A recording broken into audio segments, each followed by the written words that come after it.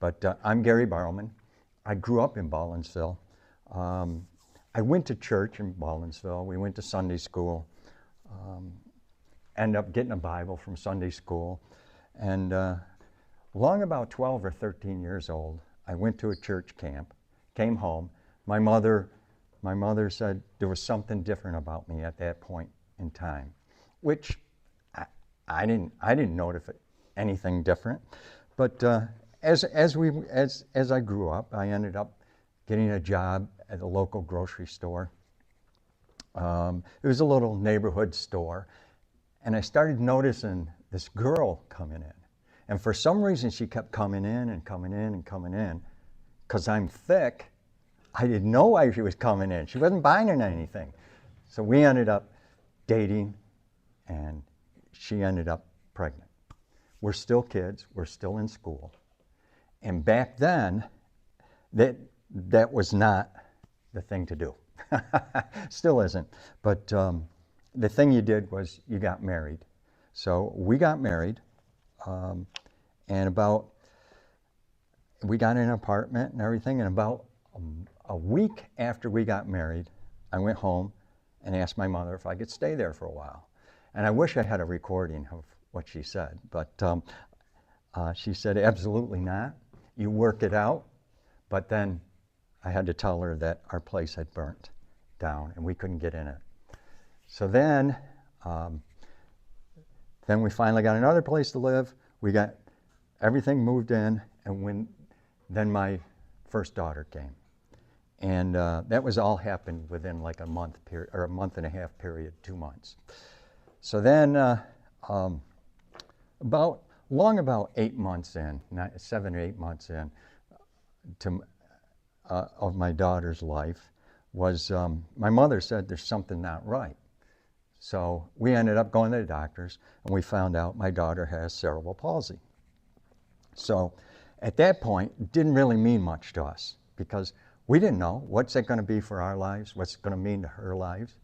So we're going along trying to learn how to be parents, learn how to do everything. And then it came about time for her to go to school. So she went to school, and then my second daughter was born. And I just want to say something about her, since she's not really in this story, because I'm trying to get to a certain place.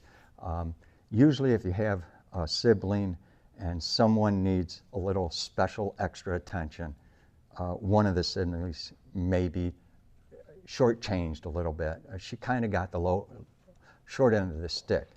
But she turned into an amazing, amazing woman, in spite of us not helping her as much as we probably should have. So anyhow, she started school. Jennifer had started school, and things went okay at the beginning. Then we ended up getting a divorce. So then, at that point in time, that was kind of the point where I looked up. I'm just totally distraught at that point in time. And I remembered, I got a Bible in Sunday school. I went looking for the Bible. I started reading it. And at that point in time, that's when Jesus ended up giving me a new heart. So that, and I've heard stories where come to Jesus, everything will be fine. Well, that turned into probably the hardest time of my life, because that's not what happened to me. But so what happened was my daughter ended up going to middle school, and that's where the problems started. There was 2 problems. Number one, now I cared. I didn't care before, so now I cared. And she ended up going to school, and they wanted to place her in a certain classroom, and we were against that. So we had a lot of meetings, and I hated meetings, but we did what we had to do. And so at that point, we had a meeting. We were supposed to have a meeting with the vice principal and I think the teacher at the time. Well, we walked into that room, and we're still young kids. We walked into that room, and the room was filled. It had all of the department heads from math, science, reading, and psychologist in there, and they were not there to learn how to teach Jennifer. Jennifer is nonverbal. She's confined to a wheelchair. She basically needs all of her human functions taken care of. But so they were there to protect the school. So that meeting did not go well. We left that meeting, ended up having another meeting. We ended up having to move to a large group room for that meeting because we brought so many people with us. We felt like we were kind of ambushed at the other meeting. That meeting didn't go well. Probably didn't go well because I'm not real tactful when I say certain things. So we left that meeting, made the decision to pull my daughter out of school. We pulled her out of school. Then the superintendent got involved. And that meeting didn't go very well either, because at that point in time, at least then, I don't know how it is now, you couldn't take your kids out of school. So we basically got threatened at that meeting with jail time. So through all this time, we're going through a divorce, we're trying to figure things out, and we finally came to a resolution. She got back in school. She lost about a whole year of school.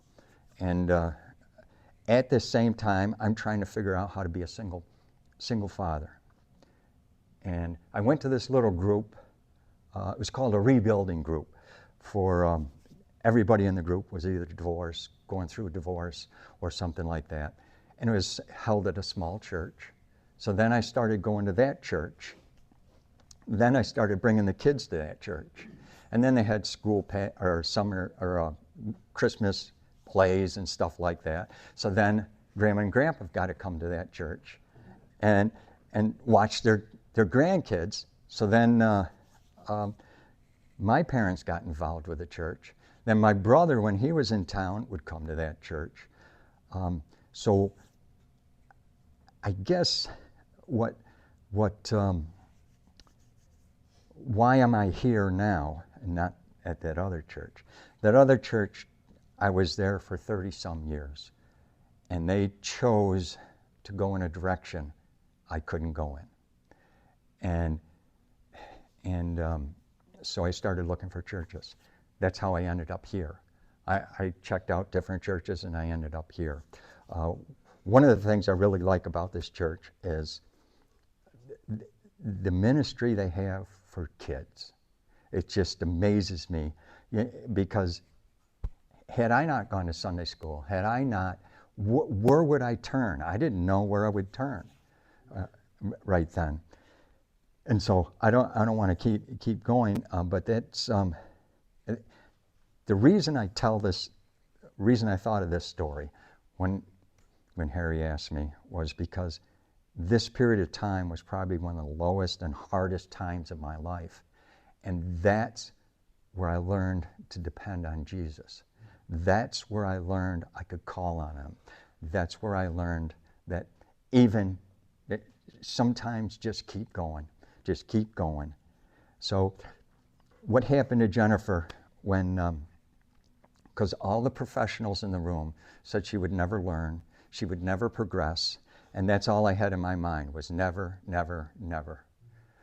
Well, Jennifer went on to be one of the first in Baldwinsville School District history to be granted the right to sponsor an exchange student.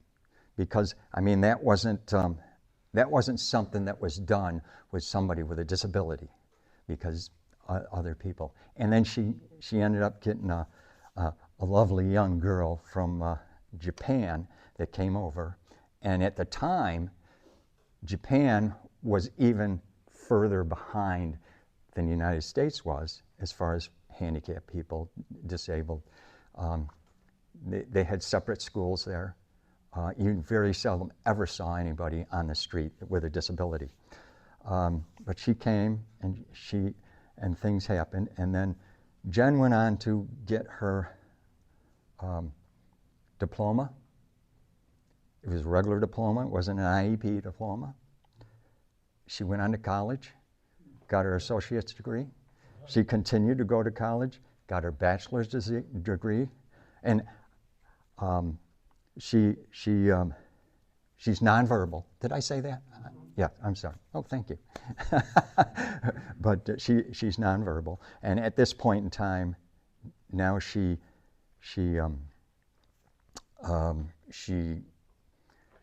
is involved with different groups that advocate for people with disabilities. She's also started her own Zoom group now for people with communication devices because they want their own group. So through this period of time there, I learned that the only place I can go is Jesus. I didn't learn any of this stuff by myself, really. And so one thing that I know is now, I've been a parent for like 52 years. And I'm also been a caregiver for 52 years. And we still take care of my daughter. And that's one of the, yeah, I've gotten exasperated and gotten depressed, but I wouldn't want to be any other place. And they were talking in the Bible reading there, what was it, yesterday or the day before, about blooming where you're planted. That's where I'm planted. That's where I am. And everything about church, everything about the meetings, if it doesn't go to your home, then it's not really, that I feel that's the most important place to be. But thank you. Thank you. Appreciate it.